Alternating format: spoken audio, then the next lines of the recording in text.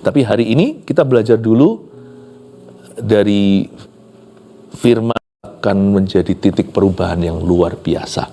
Tuhan akan memberi kemenangan dan Tuhan juga akan mencurahkan berkat. Tapi hari ini kita belajar dulu dari firman yang ditemukan di Yohanes pasal 6 ayat 16 sampai 21. Saya kasih judul Tuhan berkata jangan takut. Hari-hari ini waktu saya merenungkan situasi kondisi di dunia ini yang mana makin hari kelihatan segala sesuatu makin suram. Jadi baik itu soal tarif, soal perang, soal segalanya. Saya itu tanya sama Tuhan, Tuhan, aku mau masuk dalam menaramu, menara doa itu. Menara doa itu maksudnya bukan suatu tempat, tapi sebuah posisi rohani.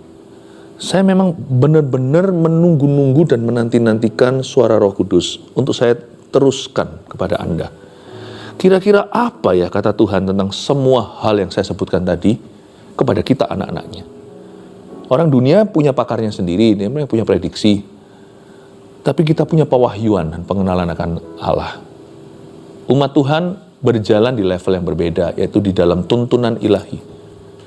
Kalau kita jalan dalam tuntunan Tuhan, Tuhan berjanji, pertama dia akan tuntun kita ke jalan yang benar, lalu dia akan tuntun kita pada rumput hijau air tenang. Itu sudah pasti, karena Tuhan tidak pernah menyesatkan. Jangan jalan dengan kekuatanmu sendiri. Mari kita benar-benar berjalan dalam favor-nya Tuhan atau dalam perkenanan. Jadi saya tanya sama Tuhan, kira-kira apa kata Tuhan tentang semua ini? Saya tidak mau dengar opini manusia. Bolehlah jadikan hanya bahan pertimbangan. Tetapi saya rindu mendengarkan apa kata Tuhan. Hidup kita ini ditentukan bukan apa kata orang. Hidup kita ini ditentukan oleh firman Tuhan. Speak, O Lord. Jadi saya waktu menunggu dan menanti-nantikan itu, Tuhan memberikan satu kalimat pada saya untuk saya sampaikan. Kata Tuhan atau Tuhan berkata, jangan takut. Saya cuma dengar satu kata ini. Ya, satu kalimat ini benar-benar jadi rema. Udah ini aja intisarinya. Tuhan ngomong begini. Tuhan berkata untuk saya sampaikan pada Anda, do not be afraid. Jangan takut. Wah, waktu saya terima suara Tuhan itu ya, tenang. Meskipun saya tidak mendengar secara audible, tapi saya tidak mungkin salah mendengar itu. Suara itu saya sangat kenali. Dia suara gembala saya. Domba pasti mengenali suara gembalanya. Gembala agung. Saya dengarkan suara itu di hati saya. Saya tahu itu rema dari Roh Kudus. Tell my people. Beritahu sama umatku. Jangan takut. Makanya saya jadikan judul kita, topik hari ini. Tuhan berkata, jangan takut. Udah itu aja. Saya harap ini bisa membuat kita tidak gelisah. Ini membuat damai sejahtera kembali di hati beberapa orang yang sudah panik sekarang. Apapun yang Anda hadapi, jangan izinkan roh takut menguasai. Tapi berikan hatimu pada Roh Kudus. Sebab Tuhan tidak pernah menakut-nakuti. Tuhan selalu memberi kita iman. Mari kita baca. Yesus berjalan di atas air. Hanya berapa ayat saja. Ayat 16 sampai 21 bunyinya. Dan ketika hari sudah mulai malam, murid-murid Yesus pergi ke danau, lalu naik ke perahu. Itu backgroundnya. Dan menyeberang ke Kapernaum. Ketika hari sudah gelap, Yesus belum juga datang. Belum juga datang mendapatkan mereka. Sedang laut bergelora karena angin kencang.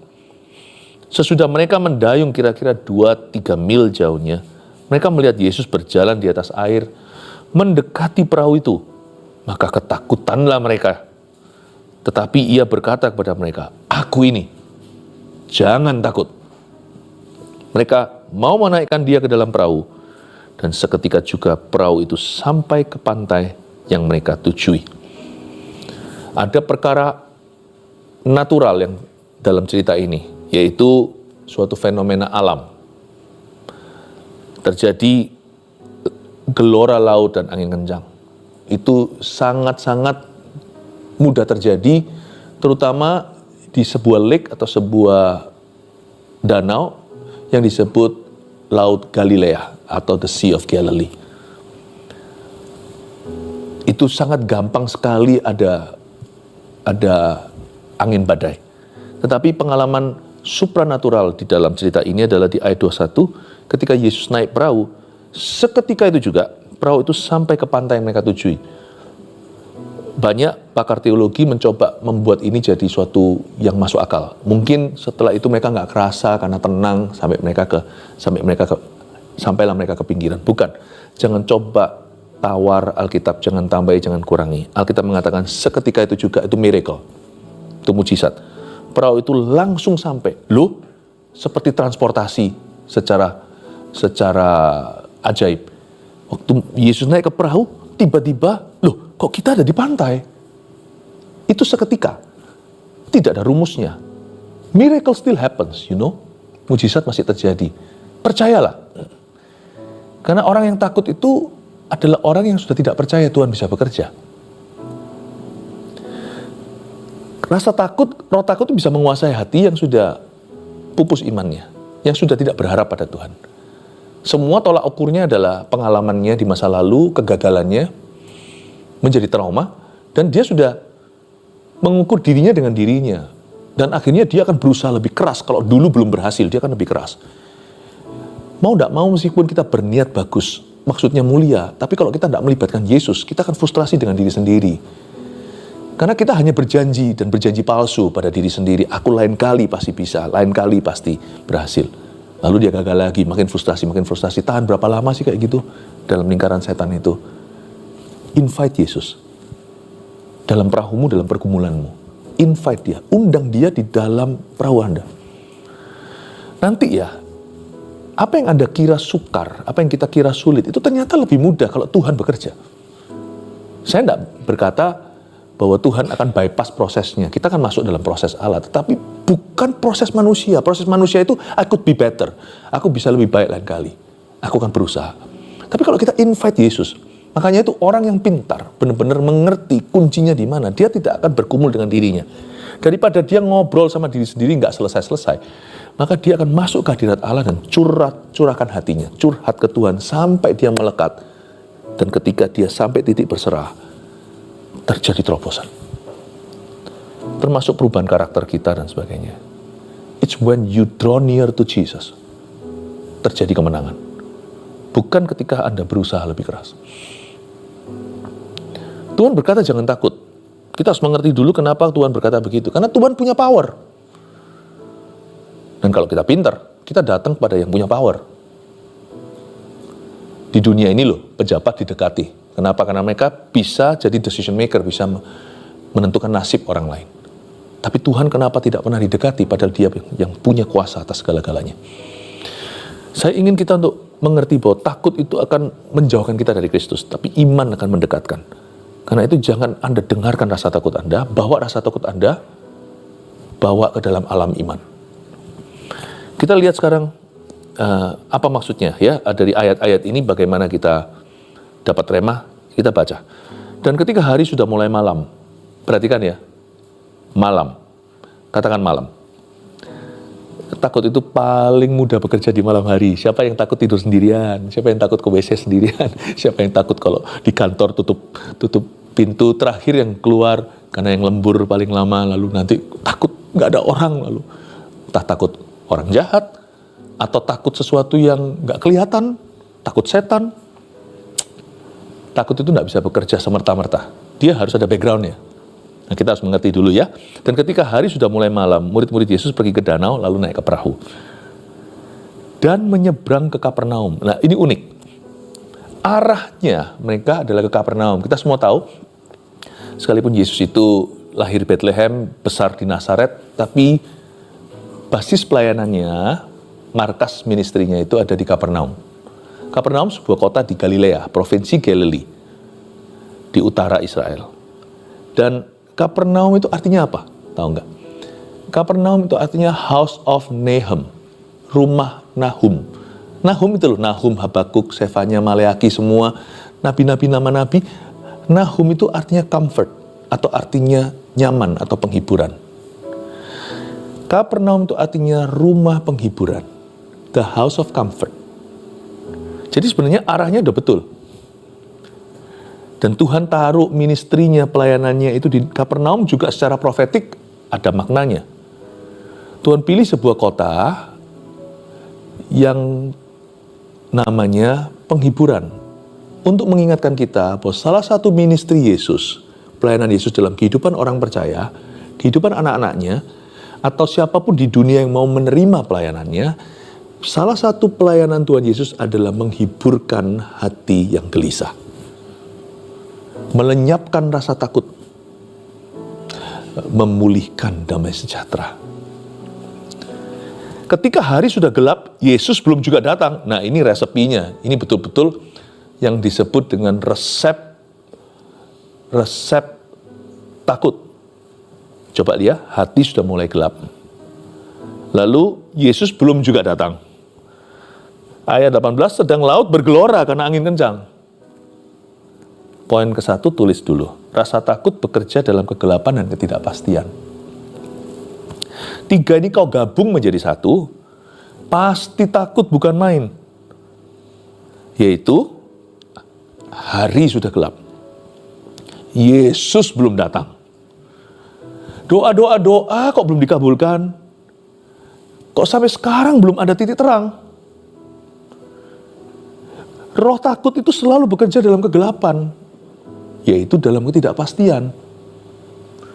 Kegelapan itu apa? Ketika semuanya dalam kontrol kita. Terang itu membuat kita bisa melihat. Karena kita melihat, kita tenang. Tetapi sesuatu yang kita tidak bisa prediksi, dan sesuatu yang kita tidak bisa lagi pegang kendalinya, sesuatu yang di luar kontrol kita, di area itu biasanya rawan kita jadi takut, jadi khawatir minimal. Ada area-area yang harus kita sengaja serahkan ke Tuhan. Kalau enggak, kita akan dikuasai oleh roh ketakutan. Makanya di area-area yang disebut kegelapan ini, kita harus praktekkan iman. Exercise faith. Guna iman itu adalah di hal-hal yang tidak kelihatan. Logika manusia hanya bisa melihat ke depan, hanya bisa prediksi manusia, hanya kira-kira. Kepandaian kita hanya bisa buat rencana. Tapi ketika sesuatu terjadi di luar ekspektasi kita, dan juga ternyata meleset perencanaan kita, di area-area tersebut, contohnya masa depan yang tidak pasti, kita harus belajar percaya kepada Tuhan. Itulah sebabnya kita butuh firman. Kita butuh iman. Firman itu gunanya sebagai pelita bagi kaki, terang bagi jalan. Anehnya ketika kita dirudung rasa takut, kita nggak cari firman. Kita cari pembelaan manusia, kita cari kepastian-kepastian yang sifatnya semu. Maka kita akan kontak sana-sini, siapa yang mungkin bisa jadi koneksi. Loh, itu boleh sebagai langkah sekunder, langkah kedua. Langkah primer pertama selalu datang ke kaki Tuhan, karena Tuhan yang maha tahu. Itulah sebabnya kita harus melawan arus. Lawan dengan roh yang berbeda. Justru ketika kita khawatir, pakai kekhawatiran itu, manfaatkan sebagai batu loncatan, batu tumpuan, bukan batu sontokan atau batu sandungan. Biasanya orang kalau khawatir meninggalkan Tuhan. Nanti kalau aku sudah rasa yakin baru aku menyembah Tuhan. Loh, bukannya justru orang sakit butuh tabib. Justru waktu kita khawatir itu berdoa. Justru waktu kita khawatir itu buka Alkitab. Bukan nanti kalau sudah mantep baru buka ayat. Jangan sampai salah. Karena rasa takut bekerja dalam kegelapan dan ketidakpastian. Kita butuh firman, kita butuh iman. Praktekkan imanmu. Ketika hari sudah gelap, Yesus belum juga datang. Kalau doa belum dijawabkan membuat kita frustrasi, ya kan? Lalu bukan nggak berhenti sampai situ, laut pun bergelora. Kondisi semakin terpuruk, semakin parah karena angin kencang yang terjadi. Ayat 19, sesudah mereka mendayung kira-kira 2-3 mil jauhnya. Mereka melihat Yesus berjalan di atas air mendekati perahu itu. Kalimat ini ditulis sebagai fakta. Ditulis sebagai sejarah. Hari itu para murid Yesus di perahu itu melihat Yesus berjalan di atas air, tetapi anehnya mereka kira dia hantu. Makanya kadang-kadang kita berkata gini ya dalam hati, andai kata ya aku bisa lihat Yesus langsung secara fisik ya, pasti aku gak takut lagi. Gak tentu. Murid-murid Yesus lihat Yesus, tetap takut, tetap gak percaya. Jangan lihat Yesus dengan mata jasmanimu, tapi belajar buka mata rohanimu. Pandanglah Tuhan itu dengan iman. Lihatlah bahwa Tuhan Yesus itu berjalan di atas air. Buktinya mereka melihat dengan mata jasmaninya Tuhan berjalan di atas air. Itu tidak membuat mereka percaya, tidak membuat mereka tenang, malah membuat mereka ketakutan. Just because hanya karena murid-murid Yesus melihat Yesus secara fisik, bukan berarti ada iman di hati mereka. Berarti kita sekarang punya pilihan. Kita punya pilihan bagaimana cara memandang Tuhan dalam masalah kita. Jangan iri sama orang lain. Orang itu kok punya pengalaman gini sama Tuhan dia. Nggak usah ngiri. Kita punya pilihan. You always have a fresh choice. Kita selalu punya pilihan yang segar. Hari ini, siapa Yesus di dalam badaiku?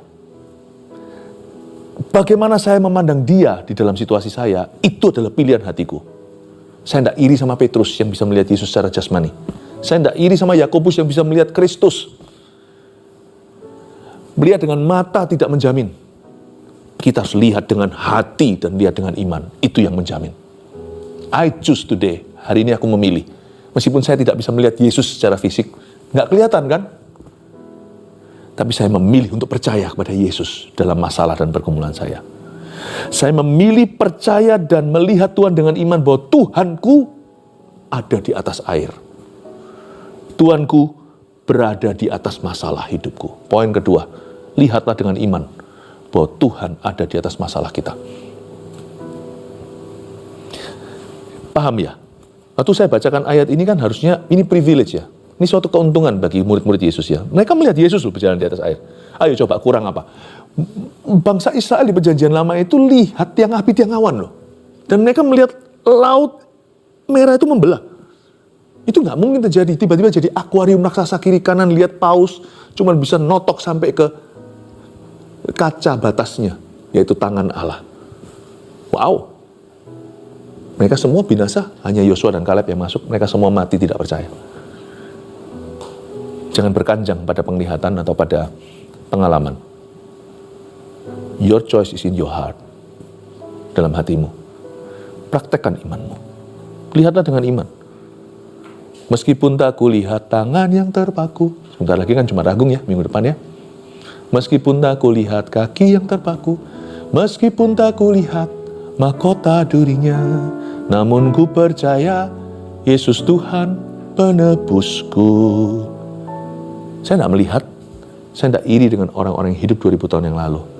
Di mana saya hidup yaitu sekarang. Aku punya pilihan. I choose. Aku memilih untuk melihat Yesus dengan iman. Bahwa dia ada di atas masalahku. Mereka melihat Yesus berjalan di atas air kan? Dan mereka belum takut itu.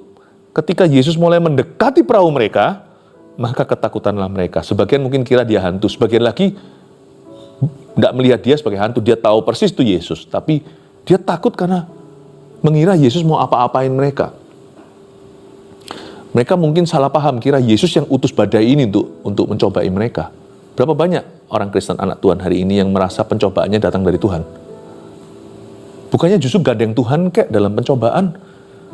Kok malah justru mengira Tuhan yang mencobai. Apapun itu, sebagian salah, sebagian juling mungkin secara rohani melihat, oh Tuhan kok jadi hantu. Tapi sebagian lagi tahu itu Tuhan. Tapi dia nggak yakin bahwa Tuhan itu mau menolong mereka. Bahkan bisa-bisa mereka mencurigai Tuhan lah yang kirim ini bencana. Tapi waktu Yesus mulai mendekati, jadi bukan waktu dia jalan di atas air, waktu Yesus mulai mendekati, waktu Jesus becomes personal, waktu Yesus menjadi sangat pribadi bagi mereka, waktu dia mulai datang itu, mereka ketakutan. Kadang-kadang kita kira kita itu kenal Tuhan Yesus ya. Sampai kita itu betul-betul begitu personal dalam pergumulan, dan kita akan diuji, kita kenal Tuhan atau enggak. Orang yang kenal Tuhan akan tenang dan tahu, aku tahu maksudmu dalam hidupku. Aku tidak ragu, tidak bimbang. Aku percaya kepadamu. Sekalipun aku belum keluar dari masalahku, I believe you. Yang panik itu menunjukkan bahwa ternyata hubungan mereka masih cetek, masih dangkal dengan Tuhan Yesus. Padahal mereka udah 3 tahun lah, boleh dikatakan bertahun-tahun dengan Tuhan. Hari ini kita harus mengerti bahwa Tuhan itu punya maksud mulia. Kita tidak usah ketakutan. Poin ketiga, percayalah bahwa Tuhan sangat rindu untuk menolong kita. Dia sangat rindu untuk menolong kita. Kita kadang-kadang mengira, masa? Sebelum kita percaya bahwa Tuhan memang rindu untuk menolong kita, kita belum kenal Tuhan. Kita harus baru mengenalnya sebagai agama. Tapi kita bisa mengenalnya sebagai juru selamat kalau kita tangkap isi hatinya bahwa dia punya maksud yang mulia atas kita. Then we have the right, dan kita punya hak untuk memanggil dia my savior, juru selamatku dalam badaiku. Percayalah bahwa Tuhan sangat rindu. Saya kasih sangat. Saya tidak, kalau buat poin, tidak mau buat panjang-panjang, kecuali kalau memang perlu. Kalau saya tadi mau hilangi kata sangat, ya Tuhan rindu. Enggak. Saya mau kasih sangat deh. Dibuat ekstrim. Sangat itu seperti kebelet gitu. Sangat itu seperti orang yang terobsesi untuk menolong kita. Sangat itu seperti orang yang lebih butuh gitu. Kayak sepertinya dia yang butuh menolong kita, bukan kita yang butuh ditolong olehnya. Orang kalau butuh kan selalu gak peduli gengsi kan. Dia merendahkan diri, kalau perlu mempermalukan dirinya demi dapat bantuan kan. Biasanya orang yang dibutuhkan itu biasanya jual mahal kan. Tuhan lain.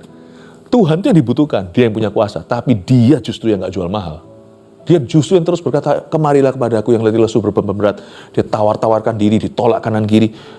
Padahal siapa butuh siapa waktu Yesus harus lempar sana sini sampai lahir di palungan. Coba bayangkan, kalau Tuhan gak datang kan gak harus mati, gak harus menderita. Kalau Tuhan gak datang kan kita semua binasa. Emangnya siapa butuh siapa? Kita yang butuh Tuhan. Kok Tuhan yang datang merengek-rengek minta tempat penginapan? Tolong ya, siapa yang bisa izinkan ibuku Maria melahirkan aku di sini? Kira-kira begitulah kalau janin itu bisa berbicara dari kandungan. Padahal juru selamat datang itu tolong kita. Tapi dia yang seolah-olah butuh sama kita. You see, God is so good. Dia membuat dirinya begitu murah.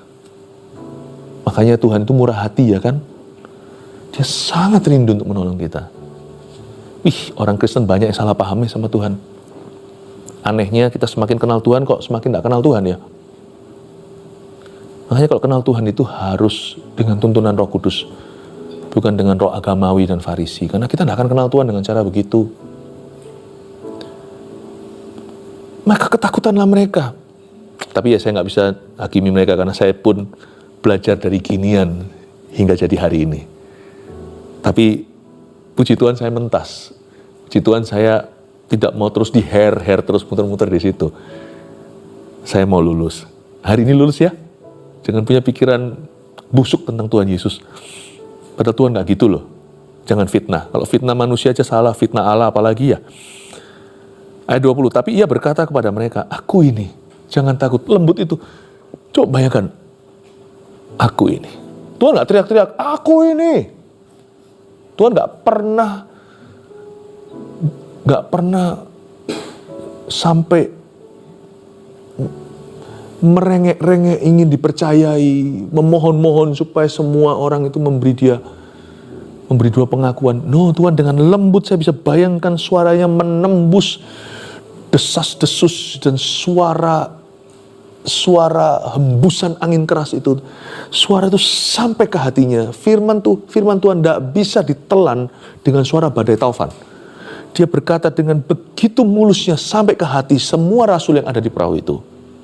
This is me. Fear not. Ini aku. Jangan takut. Wibawanya luar biasa ya. Makanya itu kita tidak boleh masuk di dalam cloud atau di dalam awan kelabu itu. Dulu waktu saya kecil ada satu majalah komik itu yang tokohnya itu kadang-kadang dimasukin ke awan kelabu, lalu habis itu hujan, cuman lokal ya dia sendirian. Dan saya lihat itu lucu, tapi kadang-kadang kita begitu. Kita tuh dalam awan kelabu itu. Nggak boleh. Kalau kita di situ terus, kita nggak bisa dengar suara Tuhan. Karena itu, poin keempat, tulislah. Masuklah ke dalam hadiratnya hingga rasa takut kita kalah. Tiap hari di dalam kegelapan hati setiap kita ada peperangan rohani. Peperangan rohani antara awan kelabu atau awan kemuliaan Allah. Anda dan saya mau masuk kemana? Pilihlah untuk masuk ke dalam awan kemuliaan itu, yaitu hadiratnya. Sampai rasa takut kita itu kalah. Sampai kita dengar suara Allah yang begitu mulus, bersih, dan jernih. This is me. Disitulah titik kemenangan kita. Saya punya satu prinsip yang mungkin tidak bisa ditiru secara harafiah, tetapi jadi satu pedoman untuk saya berdoa. Kalau saya mengalami satu persoalan hati, pergumulan hidup, mungkin masalah itu sendiri belum selesai di luarnya. Tapi saya putuskan harus selesai di dalam jiwa saya. Saya masuk hadirat Tuhan seperti pakai tiket satu arah. Tidak PP, tidak pulang pergi. Saya tutup pintu, saya janji sama diri saya sendiri, sebelum hatiku semuanya bior, benar-benar tercurahkan, dan benar-benar saya dihancurkan, sampai berserah penuh kepada Tuhan. Kalau bahasa sehari-harinya, sampai plong itu hati, sampai seperti rasa, pernah naik pesawat, turun tuh masih kayak ada setengah-setengah tulinya, kayak ada yang menghambat, ada yang menyumbat di telinga kita supaya terbuka, kita begini, kita tiup-tiup keras sambil pencet hidung kita supaya cepat ada gitu, nggak bisa, nanti baru kita juga merasa seperti itu. Saya buat keputusan untuk tidak akan meninggalkan ruang doa saya sampai jiwa saya, sampai plong kuping saya, kuping rohani saya, sampai plong, sampai penyumbatnya itu lepas seperti champagne yang dikocok, nah dibuka, saya akan masuk ke hadirat Tuhan sampai rasa takut saya sirna. Bisa jadi pada waktu saya nyembah, tiba-tiba saya menangis. Ekspresinya bisa beda-beda, nggak harus dengan air mata, tapi kerap kali sampai saya menangis lepas, terjadi kelepasan. Ya, kelepasan dari awan kelabu. Saya masuk ke hadiratnya, saya rasa jiwa saya terangkat. Ini bukan soal emosi perasaan saja. Ini soal kemerdekaan dalam hadirat Allah. Entah kenapa keluar dari ruang doa saya, keluar dari kamar saya. Masalah saya masih ada, tapi saya rasa sudah selesai di hati saya. Lalu saya mengalami penyertaan Allah. Masuklah ke hadirat Allah. Janji sama dirimu sendiri, nggak keluar sebelum plong, sebelum terbuka. 5. Kita lihat ayat 21 dulu. Mereka mau menaikkan dia ke dalam perahu, dan seketika itu juga perahu itu sampai ke pantai yang mereka tujui. 5. Tujuan Tuhan atas hidup kita baru tercapai saat kita berserah. Itu tadi yang plong itu, yang terbuka. Waktu kita sampai titik berserah, percayalah, masalah kita masih ada, tapi sudah selesai di hadapan Allah dan sudah selesai di hatimu. Nanti Anda akan terkejut. Tuhan bersama dengan Anda akan menyelesaikan masalah itu dengan begitu mudahnya, lebih mudah daripada Anda kira. Tujuan Tuhan atas hidup kita baru tercapai saat kita berserah. Ketika mereka berserah, Yesus naik ke perahu, mereka sampai ke tujuan langsung di tepi pantai. Loh, kok sudah di sini? Itulah keajaiban. Inilah titik miracle, inilah miracle yang terjadi dalam story atau dalam cerita ini. Mujizat yang terjadi dalam cerita ini bukan badainya reda, tapi mereka sampai ke tujuan. Tujuan Allah akan tercapai dalam hidupmu. Setelah saya berserah penuh, plong tadi, saya tahu bahwa rupa Kristus jadi lebih utuh. Masalah saya masih ada di depan, tapi iman saya naik kelas. Kayak pengenalan akan Tuhan itu berbeda. Hari ini sudah melebihi kemarin. Sudah jauh melampaui kemarin dulu. Dan waktu saya keluar dari ruang doa saya tahu bahwa saya akan sampai ke tepi pantai. Entah gimana caranya, nggak tahu. Tadinya saya begitu takut, panik, ragu. Keluar dari ruang doa itu nggak sama dengan waktu saya masuk. Saya tahu aja, nggak ada orang beritahu, teorinya gimana juga saya nggak tahu. Nggak ada rumus nih. Tapi saya punya iman, saya ngerti. Saya tahu karena saya tahu bahwa saya pasti akan sampai ke tujuan Tuhan. Ini masalah sudah selesai di hadapan Allah. Itu yang dimaksudkan dengan kemenangan. Tuhan berkata jangan takut. 5 poin ini Anda catat. Praktekkan setiap hari. Karena ini bukan teori. Karena ini adalah pengenalan akan Tuhan di dalam badaimu. Jangan takut ya. Tuhan beserta. Tuhan sangat mengasihimu. Dia sangat rindu untuk menolongmu. Tak usah